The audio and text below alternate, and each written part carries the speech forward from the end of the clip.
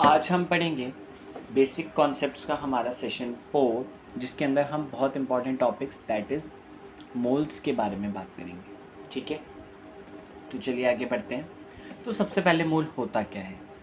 तो हमारे पास हम क्या करते हैं, हम एटम्स के वेट को कंसीडर करने की बजाय हम चाहते हैं कि हम नंबर्स में डील करें। ठीक है, क्योंकि नंबर्स जो होते हैं वो फिक्स होते हैं, वेट जो होता है वो पोजीशन डिपेंडेंट होता है, वो चेंज होता रहता है जगह पर। तो इसीलिए हम नंबर्स में डील करना चाहते हैं। अब जैसे कि हमने देखा कि एक पेयर होता है वो 2 होता है, एक डज़न होता है वो 12 होता है। ऐसे ही मैं बोलूँ कि भाई विराट कोहली ने सेंचुरी मारी, तो मैं समझ जाऊँगा कि विराट कोहली ने कितने स्कोर बना लिए, 100 स्कोर कर लिया। ठीक है, तो ऐसे ही क्या नंबर्स होंगे जिससे मैं एक मोल बोल सकता हूँ। एक स्पेसिफिक नंबर्स को हम मोल्स बोलते हैं। और अगर मुझे भी कुछ भी चीज़ माननी है तो मेरे पास एक स्टैंडर्ड होना चाहिए। तो हमारे पास जो यहाँ पर स्टैंडर्ड होता है वो अगेन हमारे क्या होता है, C12 एटम होता है। तो हम 12 ग्राम C12 एटम का लेते हैं, जो कि हमारा एक स्टैंडर्ड है 1 मोल के लिए। हमने 12 ग्राम C12 को 1 मोल माना और हमें दिखा कि इसके अंदर कितने पार्टिकल होते हैं, 6.02 इंटू 10⁻23 पार्टिकल्स प्रेजेंट होते हैं। ठीक है, ये जो पार्टिकल होते हैं इसको एक कांस्टेंट के नाम से भी जाना जाता है, जिसे बोलते हैं हम एवोगैड्रो कांस्टेंट। ठीक है, तो एवोगैड्रोस कांस्टेंट क्या होता है क्लास, यानी कि मेरे पास जो वैल्यू होगी वो क्या होगी, 6.02 इंटू 10⁻23। इसे हम एवोगैड्रो कांस्टेंट बोलते हैं और ये बराबर होता है 1 मोल के। यानी कि अगर मान लो मैं अभी लाइव यूट्यूब पर 6.02 इंटू 10⁻23 स्टूडेंट्स को केमिस्ट्री पढ़ा रहा हूँ, तो यानी कि मैं ये बोल सकता हूँ कि मैं 1 मोल बच्चे पढ़ा रहा हूँ। समझ में आई बात, कितने बच्चे पढ़ा रहा हूँ, 1 मोल बच्चे पढ़ा रहा हूँ, ठीक है। इम्पॉसिबल है, बहुत लार्ज अमाउंट है। ठीक है, तो इतने पार्टिकल जिसके अंदर भी होंगे वो हम 1 मोल कहला देंगे। अब ये कैसे आया, तो ये स्टैंडर्ड ध्यान रखना कि हमने 12 ग्राम C12 एटम लिया। ठीक है, हम ये पहली बात कर चुके हैं। C12 सबसे ज़्यादा एग्जिस्ट करता है, स्टेबल भी होता है, तो इसीलिए अपन उसको लेते हैं। आगे अगर अपन बात करें तो अब मैं ही नंबर ऑफ मोल्स ज़रूरी तो नहीं है हर बार 1 मोल ही होगा, तो कैसे फाइंड आउट कर सकता हूँ। तो हम इसको पहला जो तरीका है, हम इसको कैसे फाइंड आउट कर सकते हैं, यूजिंग दिस फॉर्मूला। क्या कहता है ये फॉर्मूला, कि हमारे पास जो मोल होंगे वो किसके बराबर होंगे, गिवन नंबर ऑफ मॉलिक्यूल्स। पक्की बात, given number of molecules divide by N. अब तुम बोलो कि ये एन क्या है, क्या ये सोडियम है, नहीं सोडियम नहीं है, ये हमारा एवोगाड्रो कांस्टेंट का नोटेशन है। एवोगैड्रोस कांस्टेंट का अपने पास क्या हो जाता है, ये नोटेशन हो जाता है। और हम पहली बात कर चुके हैं कि इसकी जो वैल्यू होती है वो अपने को याद करनी है, वो क्या है, 6.02 इंटू 10⁻23। पक्की बात है बच्चों, ठीक है। तो मैं इससे नंबर ऑफ मोल्स निकाल सकता हूँ। फॉर एन एग्जाम्पल मैंने बोला how many moles are present in 3.01 into 10⁻23 O2 molecules. तो मेरे पास इतने सारे ऑक्सीजन के मॉलिक्यूल्स दे रखे हैं। अब मुझे ये पता करना है कि इसके अंदर कितने नंबर ऑफ मोल्स हैं। तो हमारे पास फॉर्मूला क्या हो जाएगा मोल निकालने का, ठीक है, नंबर ऑफ मोल्स का फॉर्मूला। नंबर ऑफ मोल्स को हम स्मॉल एन से भी रिप्रेजेंट कर सकते हैं। ठीक है, ध्यान देना कभी भी नंबर्स के बारे में चर्चा कर रहा हो तो ये वाला फॉर्मूला यूज़ करना है अपने पास। तो यहाँ नंबर्स बोल रहा है, तो 3.01 इंटू 10⁻23 डिवाइड बाय 6.02 इंटू 10⁻23। ठीक है, एवोगैड्रो कांस्टेंट की वैल्यू डाल दी, ये पूरा कट गया, सेम है। जब ये काटोगे 1/2 आएगा और 1/2 किसके बराबर होता है, 0.5 मोल के बराबर होता है। तो मेरे पास इतना मोल ऑक्सीजन मॉलिक्यूल जो है वो प्रेजेंट होता है। अच्छा एक और चीज़, जब भी आप मोल एज ए यूनिट लिखोगे तो वहाँ ई नहीं लगाते। ठीक है, एज ए यूनिट में मोल में ई नहीं लगता है। ठीक, आगे एक और क्वेश्चन है हमारे पास। ठीक है, क्वेश्चन क्या कह रहा है, the total number of atoms of all elements present in 1 mole of ammonium dichromate. बहुत ईजी है, ये कह रहा है कि आपके पास अमोनियम डाइक्रोमेट के अंदर कितने एटम्स होंगे हर एलिमेंट के। तो सबसे पहले तो आपको इसमें फॉर्मूला आना चाहिए। अब आप बोलोगे सर फॉर्मूला कैसे पता होगा, फॉर्मूला आपको जब आप 11-12 पूरा पढ़ लोगे आपको सारे फॉर्मूले ऑलमोस्ट आ जाएंगे। जहाँ पर भी अमोनियम बोले यानी NH4 होल ट्वाइस, डाइक्रोमेट का फॉर्मूला होता है Cr2O7। ठीक, तो मुझे बताओ कि एक मॉलिक्यूल के अंदर कितने एटम है। एक नाइट्रोजन, 4 हाइड्रोजन, 5 और 5 टू 10, यानी 10 मॉलिक्यूल, 10 एटम तो ये हो गए। बाकी 2 और 7 यानी कि 9 और हो गए, यानी टोटल एक मॉलिक्यूल के अंदर 19 एटम है, बराबर है। अब ये बोल रहा है हमें एक मोल के अंदर बताने, तो एक मोल मॉलिक्यूल जो होंगे मेरे पास वो कितने हो जाएंगे, 6.02 इंटू 10⁻23 मॉलिक्यूल होंगे। अब मुझे अगर एटम निकालना है तो आप इस 19 को मल्टीप्लाई कर दोगे, तो 19 इंटू 6.02 इंटू 10⁻23, यानी ये वैल्यू हमारे पास लगभग आ जाएगी कितनी, 114 इंटू 10⁻23, बराबर है बच्चों। ठीक है, तो इस तरीके से अपन इसे सॉल्व कर सकते हैं।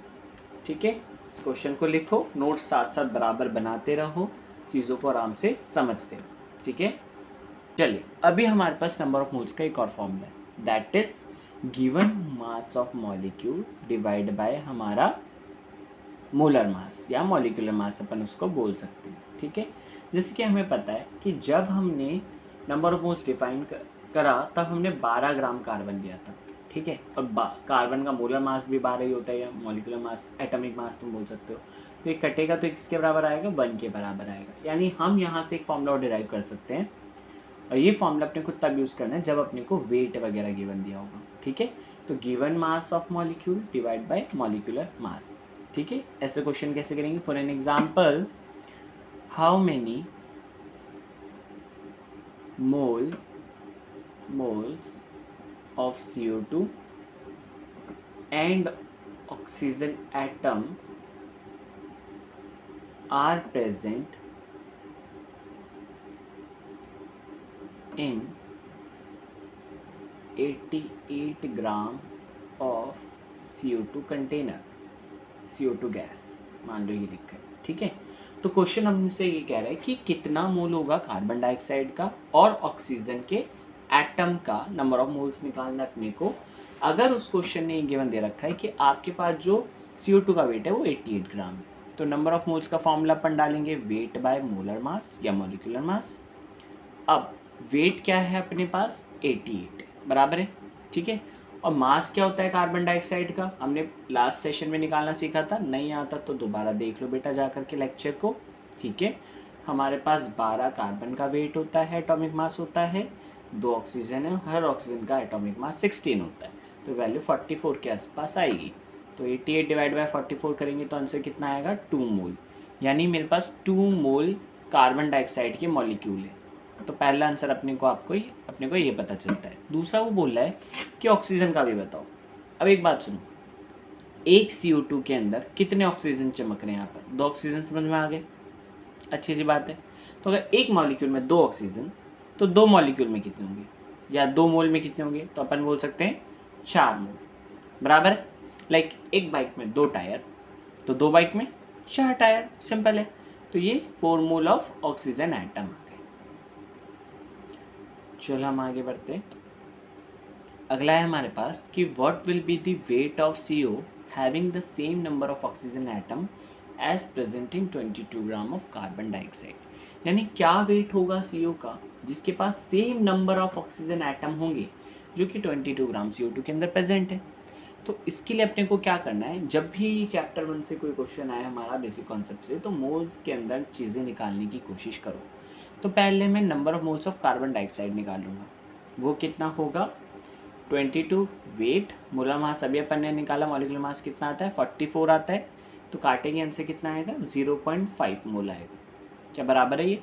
ठीक है, अब हमें क्या ध्यान रखना है कि हमने अभी बात की कि हमारे पास नंबर ऑफ मोल्स ऑफ, अगर मुझे ऑक्सीजन पता करना है तो ये इसका डबल होगा, तो आंसर कितना आ जाएगा 1 मोल। अब मुझे पता है कि अगर मैं CO की बात करूँ तो एक CO के मॉलिक्यूल में एक ही ऑक्सीजन है, तो यानी जितने number of moles of oxygen होंगे उतने ही number of moles of CO होंगे, तो ये मेरे पास कितना आएगा 1 मोल। अब मुझे वेट निकालना है, तो हमने पढ़ा है नंबर ऑफ मोल्स का क्या फॉर्मूला होता है, wait of CO divide by molar mass of CO। तो नंबर ऑफ मोल्स 1 है, मोलर मास हमारे पास कितना हो जाएगा, निकालेंगे कैसे, एक कार्बन 12 और एक ऑक्सीजन 16, यानी आंसर हो गया 28, ये हमें वेट पता चल गया कार्बन मोनोऑक्साइड का, तो ये वेट की वैल्यू कितनी आएगी 28 ग्राम। यानी यहाँ मेरे पास आंसर क्या हो जाता है, ए आंसर हो जाता है। ठीक है क्लास, तो ऐसे बहुत इजी हमारे पास क्वेश्चंस आएंगे। हमें बहुत कॉन्सेप्ट वाइज चलना है, बहुत समझ कर चलना है, कितने मॉलिक्यूल में क्या है, नंबर ऑफ मोल्स क्या है। नंबर ऑफ मोल्स बहुत काम की चीज़ है। अगर ये आपने स्ट्रॉन्ग कर लिया अपना, तो हमारा बोल सकते हैं कि फिजिकल केमिस्ट्री का बहुत अच्छा बेस और फाउंडेशन बन जाएगा। चलिए आगे बढ़ते हैं। तो एक और क्वेश्चन आ गया। क्वेश्चन क्या कह रहा है, which of the following contain largest number of moles. और मैं इसमें एक चीज़ ये ऑब्जर्व कर लूँगा कि हमारे पास सबका वेट 1 ग्राम है। तो क्लास होता क्या है कि हमें कम टाइम में ज़्यादा क्वेश्चन करने होते हैं। और अगर मैं नीट की बात करूँ तो अप्रॉक्स एक क्वेश्चन 1 मिनट का होता है। तो कभी कभी अपने को कैलकुलेशन को थोड़ा अवॉइड करके कॉमन सेंस को यूज़ करना होता है। तो मैं कहना क्या चाहता हूँ, यहाँ मेरे पास नंबर ऑफ मोल्स का फॉर्मूला क्या है, वेट अपॉन में मोलर मास। अभी कह रहे हैं कि लार्जेस्ट नंबर ऑफ मोल्स किस में, तो मेरे को पता है कि number of moles inversely proportional है मोलर मास के।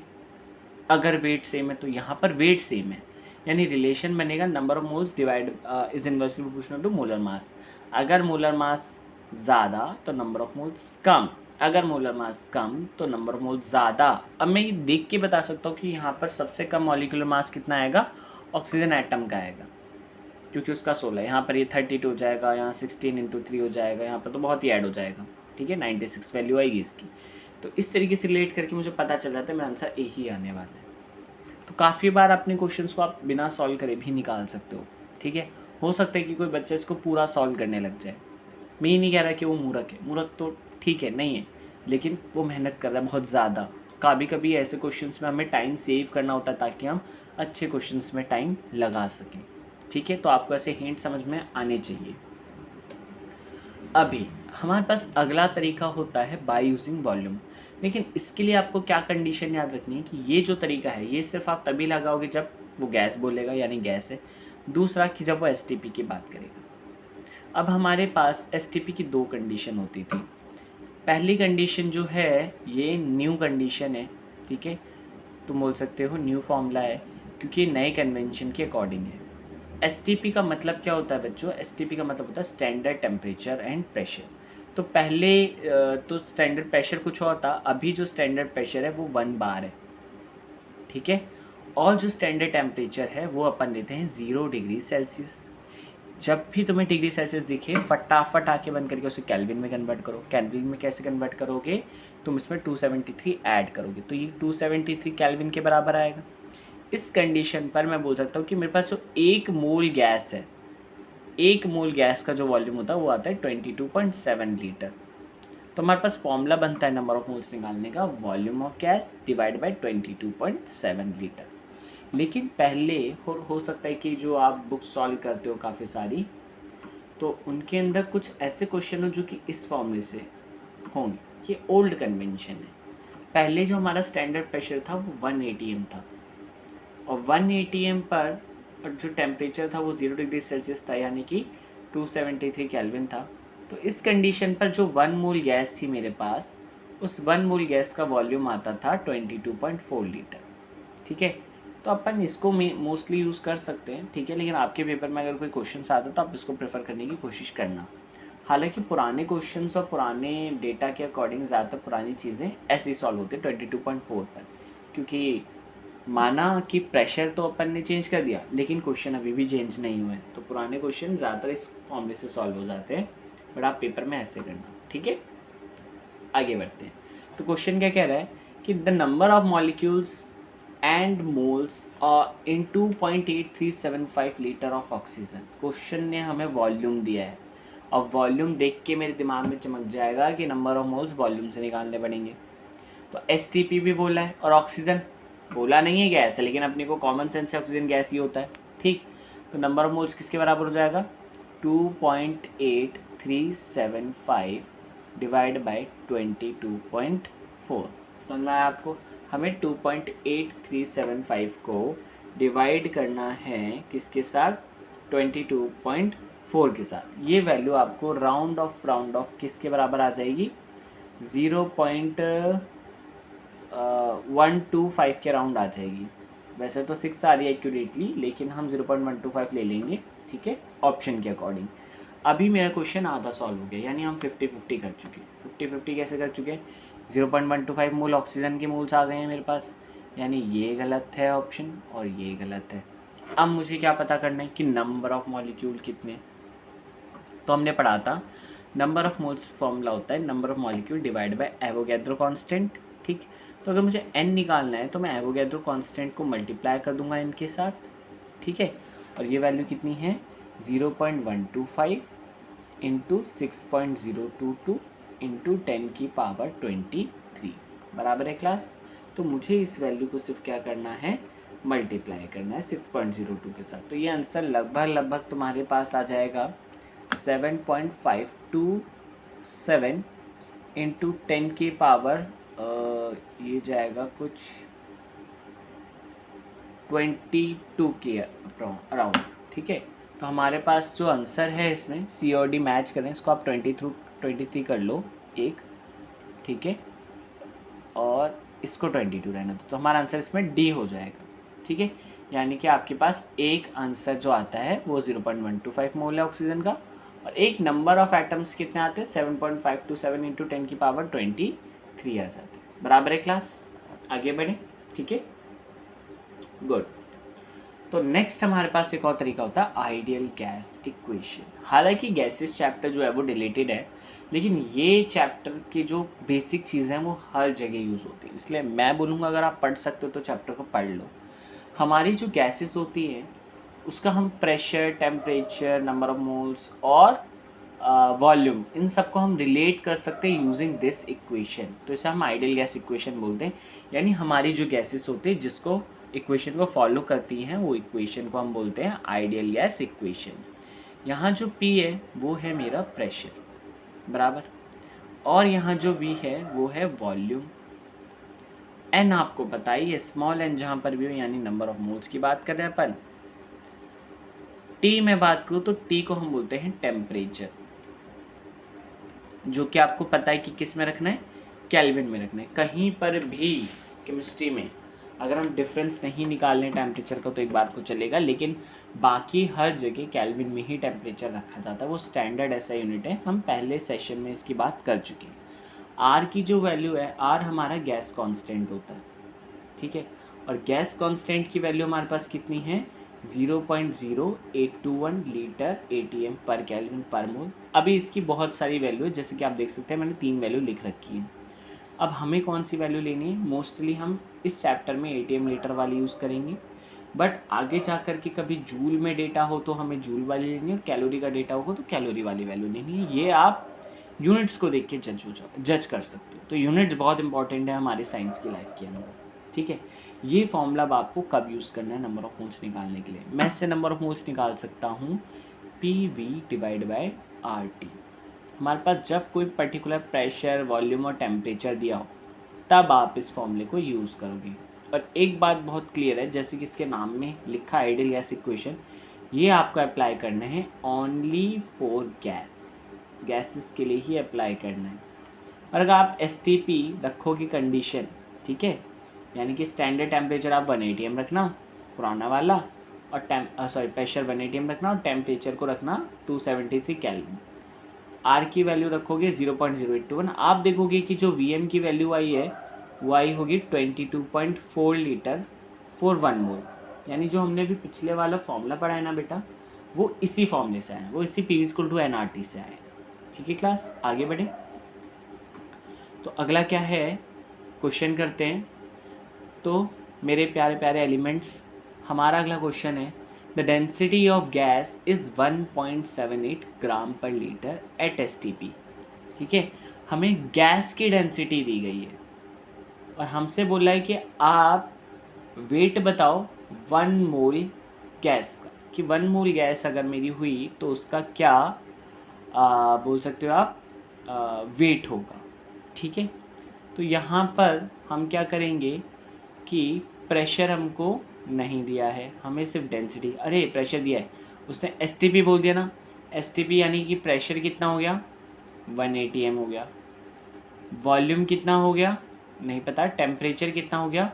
273 केल्विन हो गया। अभी आप रखो PV = nRT, PV = nRT, ठीक है। तो प्रेशर की जगह मैं 1 रखूँगा, वॉल्यूम मुझे नहीं पता, V रख देता हूँ। R की वैल्यू उसने बोला कि आप 1 मोल के लिए बताओ, तो R की वैल्यू N की वैल्यू 1 रखोगे क्योंकि उसने 1 मोल के लिए बोला है। R की वैल्यू अभी हम ATM में प्रेशर रख रहे हैं, तो R की वैल्यू क्या हो जाएगी 0.0821, और हमारे पास जो T है टेम्परेचर है वो आपको कितना रखा है, स्टैंडर्ड बोला है तो 273 रखोगे। अब मैंने बोला था जब आप इसको सॉल्व करोगे तो ये जो हमारे पास आंसर आएगा ये किसके बराबर आएगा, 22.4 के बराबर आएगा, यानी वॉल्यूम मुझे पता चल गया 22.4 लीटर है। मगर उसने तो हमसे वेट पूछा है, तो यहाँ डेंसिटी का यूज़ करोगे। डेंसिटी किसके बराबर होती है, वेट बाय वॉल्यूम के। तो अगर मुझे वेट निकालना है तो मैं डेंसिटी इंटू वॉल्यूम कर सकता हूँ। अब मेरे पास डेंसिटी कितनी है 1.78 ग्राम पर लीटर, तो 1.78 ग्राम पर लीटर इंटू 22.4 लीटर, लीटर से लीटर कट गया, ठीक है। तो आप इसे 1.78 को इससे मल्टीप्लाई करोगे तो आपका आंसर 39.9 समथिंग आ जाएगा। तो आपका आंसर कितना आएगा 39.9 ग्राम्स। तो एक अच्छा क्वेश्चन था, इसका आंसर ए हो जाता है। तो ऐसे टाइप के क्वेश्चन आपसे वो पूछ सकते हैं, हालांकि इतने टफ लेवल आजकल पूछता नहीं, ये भी अच्छा क्वेश्चन है, ठीक है। तो हम ऐसे इजी क्वेश्चन कर सकते हैं, ठीक है। लिख लो इसे, नोट्स बराबर बनाओ, स्क्रीन को पॉज करो, लिखते हुए चलो, क्योंकि हाथों का चलना बहुत ज़्यादा ज़रूरी है। अगला, अगर कहीं पर भी ग्राम एटम, ग्राम मॉलिक्यूल या ग्राम आयन लिखा हो तो उसका क्या मतलब होता है, ठीक है।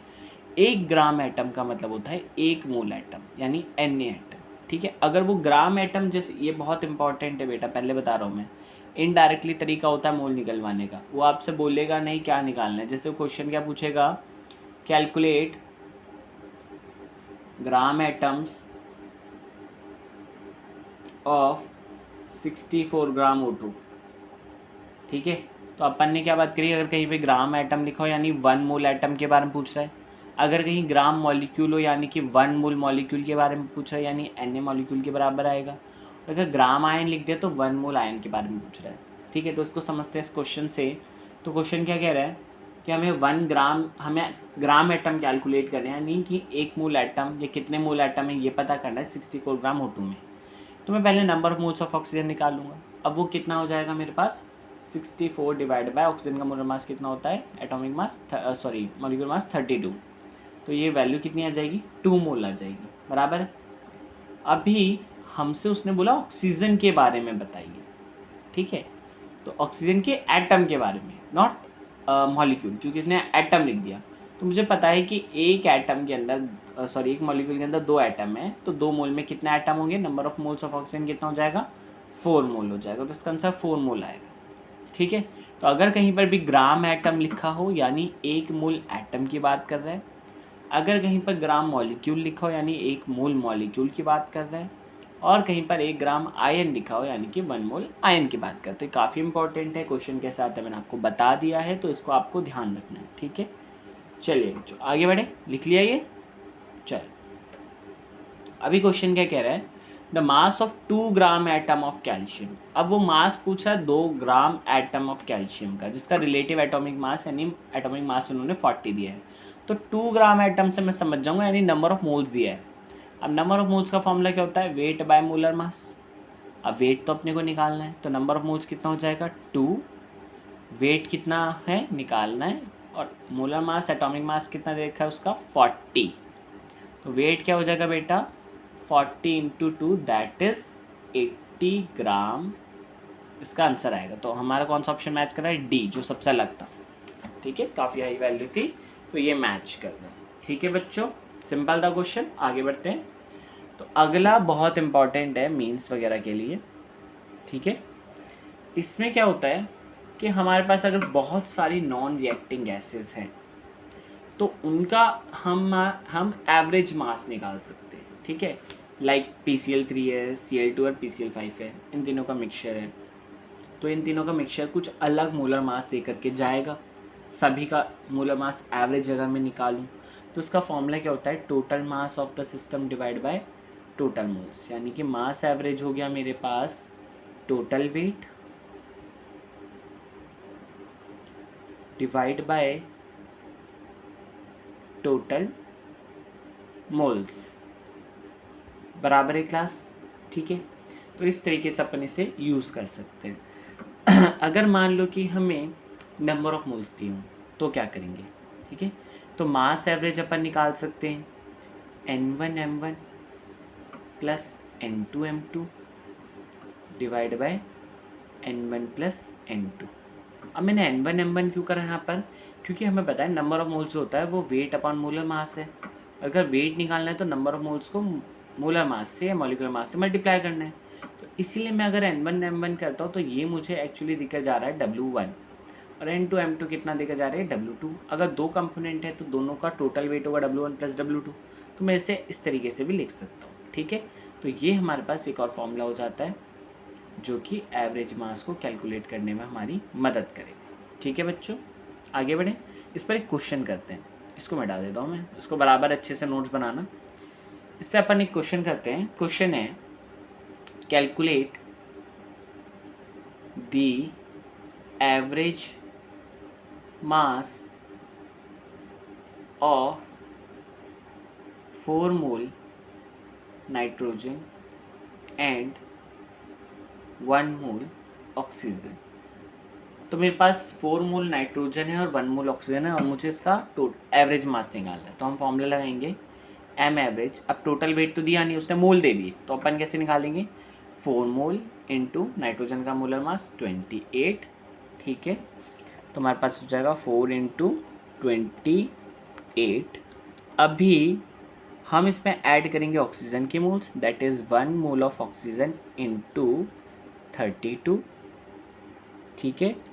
1 इंटू 32 डिवाइड बाय, हमारे पास दोनों मोल्स हम ऐड करेंगे तो 4 प्लस 1, ठीक है। तो ये वैल्यू मेरे पास कुछ आएगी 144 के बराबर डिवाइड बाय 5। तो अगर आप इसे 5 से डिवाइड करोगे तो आपका आंसर आ जाएगा अराउंड 28.8, ठीक है। तो हमने इसका एवरेज मोलर मास निकाल दी। तो किसी भी गैस सिस्टम में अगर बहुत सारी गैसेस है लाइक दिस, तो आप एवरेज मास को ऐसे निकाल सकते हैं, ठीक है। ये यहाँ से डायरेक्ट क्वेश्चन तो नहीं आते, स्पेशली इन मेंस में बहुत चीज़ें यूज़ होती हैं इसकी, इनडायरेक्टली ये बहुत यूज़ होता है बेटा। हर क्वेश्चन में तुम्हें average mass, vapour density something कुछ दिखेगा जो कि हम पढ़ेंगे। तो ये बहुत इंपॉर्टेंट है, ठीक है। इसे लिखो बराबर, आगे बढ़े तब तक हम। चलो क्वेश्चन क्या कह रहा है, द एवरेज फॉर्मूला वेट, यानी हमें फॉर्मूला वेट निकालना है। जैसे कि बच्चों हमारे पास मोलर मास होता है, वैसे हमने फॉर्मूला पढ़ा था। आयनिक कंपाउंड में मोलर मास को या फॉर्मूला मास बोल देते हैं, ठीक है।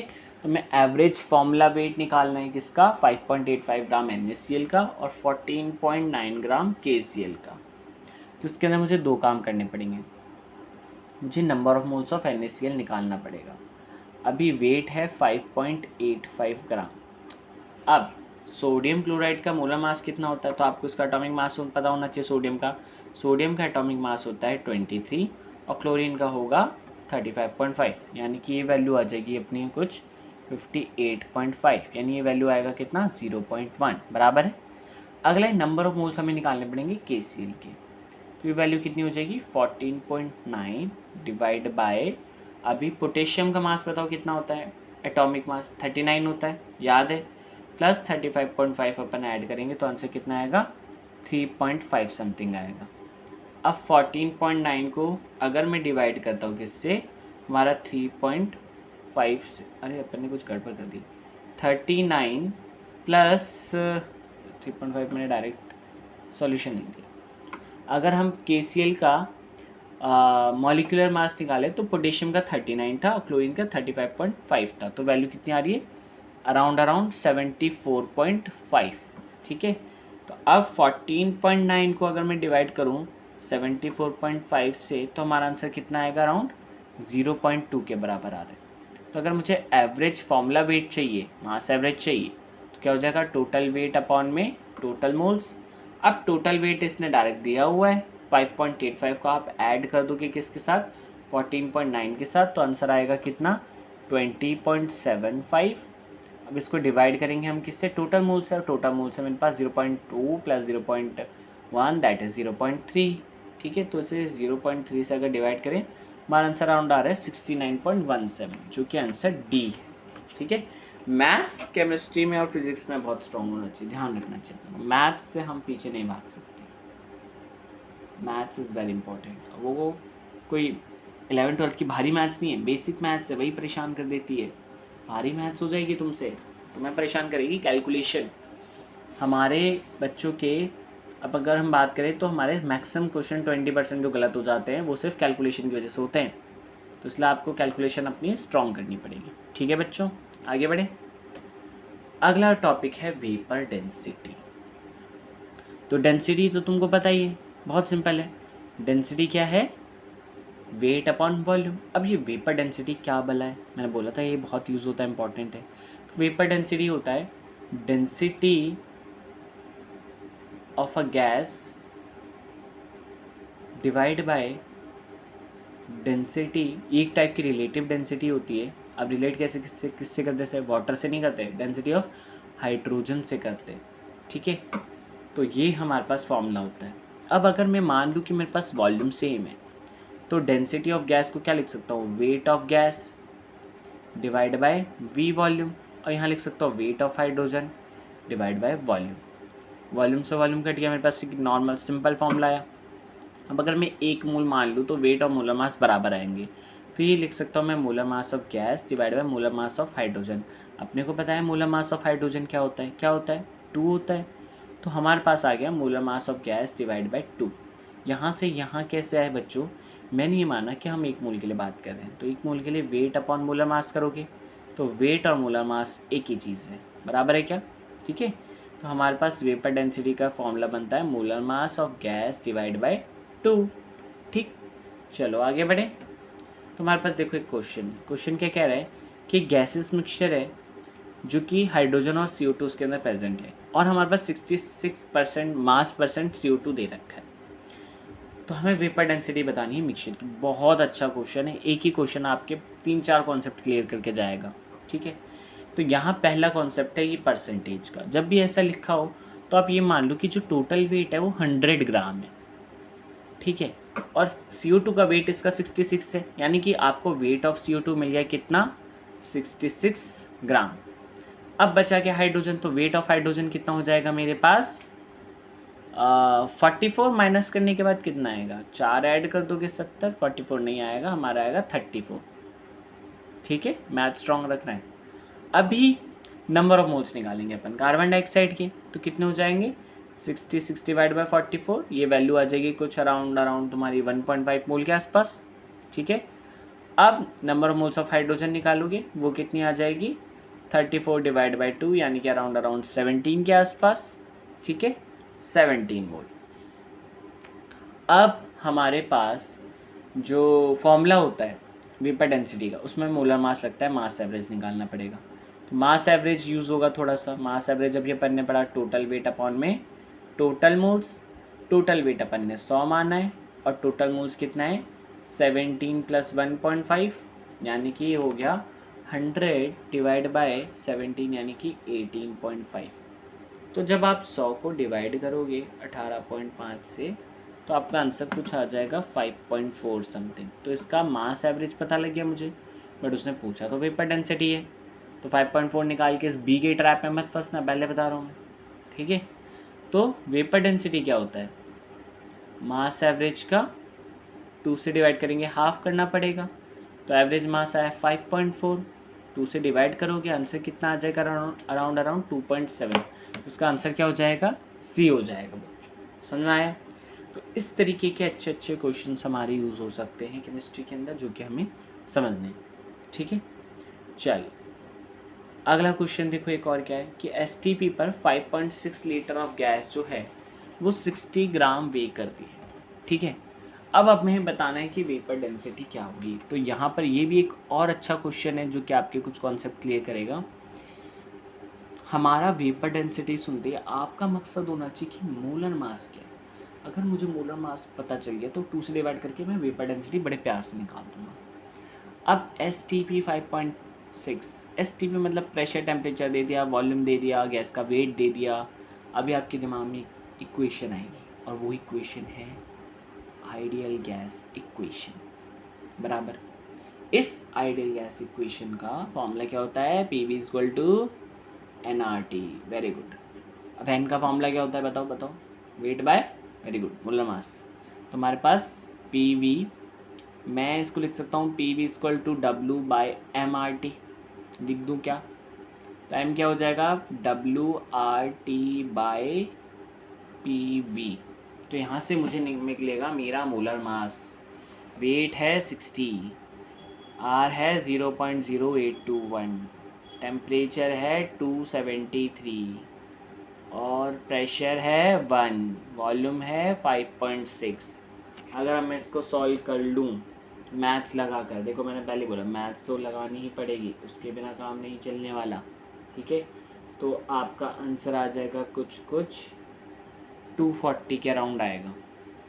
तो आपको मास पता चल गया कितना है? 240 आपका मास है, मोलर मास है, ठीक है। लेकिन उसने पूछा तो वेपर डेंसिटी है, तो वेपर डेंसिटी का फॉर्मूला अपने को पता है, मास डिवाइडेड बाय 2 होता है। तो मास है 240 डिवाइड बाय 2, तो अपना वेपर डेंसिटी कितना हो जाएगा? 120। Very good. तो आंसर आ गया बी। क्लियर हुआ क्लास? तो एक और अच्छा क्वेश्चन था, इसके साथ लगभग हमने हमारा पढ़ लिया है मेजर टॉपिक्स। अब एक छोटे छोटे क्वेश्चन और देख लेते एक दो वेपर डेंसिटी पर, क्योंकि इंपॉर्टेंट है मेंस के पॉइंट ऑफ व्यू से, इसलिए इस पर ज़्यादा क्वेश्चन है। तो क्वेश्चन क्या कह रहा है कि हमारे पास वेपर डेंसिटी ऑफ गैस ए, हमें गैस ए की वेपर डेंसिटी दे रखी है जो कि 4 टाइम्स है एज़ कम्पेयर टू बी, ठीक है। वेपर डेंसिटी तो मैं क्या लिख सकता हूँ? वेपर डेंसिटी ऑफ ए। अगर क्वेश्चन कभी टफ लगता है ना, तो जो जो बोला वो एक एक लाइन कुछ ना कुछ लिखते हुए चलो, क्वेश्चन अपने आप आसान हो जाएगा। तो vapour density of A will be equal to 4 times of vapour density of B. क्या मैं ऐसा लिख सकता हूँ क्वेश्चन के अकॉर्डिंग? पहली लाइन से मुझे इतना डेटा मिला। अब बोला है कि if molar mass of B is M, तो हमें मोलर मास ऑफ ए निकालना है, ठीक है। तो वेपर डेंसिटी का फॉर्मूला लगाओगे, तो फॉर्मूला क्या है वेपर डेंसिटी का? Mass of A divide by 2, क्योंकि वेपर डेंसिटी का फॉर्मूला मास अपॉन 2 होता है। ये हो जाएगा mass of B divide by 2, बराबर 2 से 2 कैंसिल, यानी कि मेरे पास अगर बी का मास m है तो ये आंसर आ जाएगा 4m। बहुत इजी सवाल था, तो इसका आंसर आ जाएगा हमारे पास बी हो जाएगा, ठीक है बच्चों। क्या आगे बढ़े क्वेश्चन में? चलो आगे बढ़ते हैं। अगला क्वेश्चन क्या कह रहे हैं? अगला क्वेश्चन हमारे लिए काफ़ी अच्छा है और काफ़ी इंपॉर्टेंट है, ये भी एक अच्छा क्वेश्चन है। तो क्वेश्चन क्या कह रहा है कि वेपर डेंसिटी एक मिक्सचर की दे रखी है जो कि NO2 और N2O4 का है, वो है 38.3 moles of NO2 in 100 mole mixture. अब क्वेश्चन क्या कह रहा है कि NO2 के मोल्स बताओ अगर टोटल मोल्स 100 मोल है तो, ठीक है। ये हमसे क्वेश्चन बोल रहा है। तो वेपर डेंसिटी का फॉर्मूला क्या होता है? मास एवरेज डिवाइड बाई 2। तो मैं सबसे पहले एवरेज मास निकाल दूंगा मिक्सचर का, जो कि वेपर डेंसिटी का डबल होने वाला है। अब वेपर डेंसिटी कितनी है? 38.3। इसको 2 से मल्टीप्लाई करेंगे तो आंसर कितना आ जाएगा? 76.6 आ रहा है अकॉर्डिंग टू माई मैथ्स। बराबर कर रहा हूँ मैं, चेक करते रहना, अगर कुछ गलती हो रही है तो कमेंट में बताना है बराबर से, ठीक है। चलो आगे बढ़ें। अभी हमसे नंबर ऑफ मोल्स पूछा है NO2 की, तो number of moles of NO2 plus number of moles of N2O4, ये दोनों मिला करके बोल रहा है कि 100 आ रहा है। अब आपको इसकी वैल्यू बतानी, तो मैं इसे क्या x मान लूँ? अब मैं फॉर्मूला लगाऊंगा। तो मास एवरेज का फॉर्मूला क्या हो जाएगा अपने पास? NO2 का जो नंबर ऑफ मोल्स है दैट इज x, और NO2 का जो मास है वो अपने को रखना है। तो NO2 का मास कितना है? 46। N2O4 की जगह क्या रखें? इसकी जगह हम क्या रख सकते हैं? 100 माइनस x, और इसका मोलर मास, तो मोलर मास इसका कितना आएगा? 92। इससे मैंने क्या निकाला बेटा? मैंने नंबर ऑफ मोल्स और मोलर मास को मल्टीप्लाई करके वेट निकाला। अब हम डिवाइड बाय टोटल मोल्स करेंगे, तो टोटल मोल्स कितना है? 100। अब सिर्फ तुमको वैल्यू प्लेस करनी है मास एवरेज की। अब तुम ध्यान से देखोगे तो इस पूरी इक्वेशन में तुम्हारे पास ये 100 में ऊपर ले गया, एक ही वेरिएबल है वो है x, और वही पूछा भी है। तो 9200 माइनस 92x हो जाएगा, ठीक है। तो हमारे पास ये आंसर आ जाएगा 7660 ओके, इक्वल टू 46 में से 92 का कितना बचा, -46x प्लस 9200। ठीक है, इसको अपन फर्दर सॉल्व करने की कोशिश करते हैं। 46 को उधर ले जाओ, तो 46x will be equal to 9200 minus 7660। ठीक है, 9200 में से अगर हम माइनस करेंगे 7660, तो ये वैल्यू हमारे पास आएगी कुछ 1540 के आसपास। अब x की वैल्यू क्या हो जाएगी, 1540 डिवाइड बाय 46। ठीक है, हम इसको 46 से डिवाइड करेंगे, हमारे पास आंसर आ जाएगा अराउंड 33.48 के आसपास। तो मेरा जो आंसर है इसमें मैच कर रहा है क्या ऑप्शन में, यस, ए ऑप्शन मैच कर रहा है। ठीक है, इस तरीके से अच्छे अच्छे क्वेश्चंस हमारे पास आ सकते हैं। क्वेश्चन काफ़ी अच्छा था, उसको देखो, इन क्वेश्चंस को एक बार खुद से दोबारा ट्राई करो, एक बार देख लो क्या क्या करा हमने सॉल्यूशन में, फिर कॉपी को बंद करो, फिर दोबारा नहीं देखना, एक बार देख लो, पहले पूरा प्रोसेस देख लो, समझ लो, फिर कॉपी बंद करो, फिर दोबारा करो उसे। यह आपको कॉन्फिडेंस देगा और प्रोसेस को समझने में मदद करेगा। ठीक है, तो इसके साथ हमारा जो चैप्टर है, सॉरी, इस चैप्टर का जो मूल कॉन्सेप्ट है उसके सेशंस ख़त्म हो जाते हैं। ठीक, नेक्स्ट क्लास इंपॉर्टेंट है, हम उसमें एम्पेरिकल फार्मूला, परसेंटेज, कंपोजिशन, इन सब की हम बात करेंगे। ठीक है, तो आपको अगर वीडियो पसंद आई है तो लाइक करिए। ठीक है, अपने दोस्तों को भेजो ताकि और लोग भी और थोड़ा सा यूज़ कर सकें इस वीडियो का। ठीक, और सब्सक्राइब करें ताकि मुझे मोटिवेशन मिले, ताकि मैं आपके लिए इसमें और ज़्यादा वीडियोस बनाऊं। ठीक है क्लास, चलिए फ़िलहाल के लिए थैंक यू, अपन मिलते हैं नेक्स्ट क्लास। Okay, bye.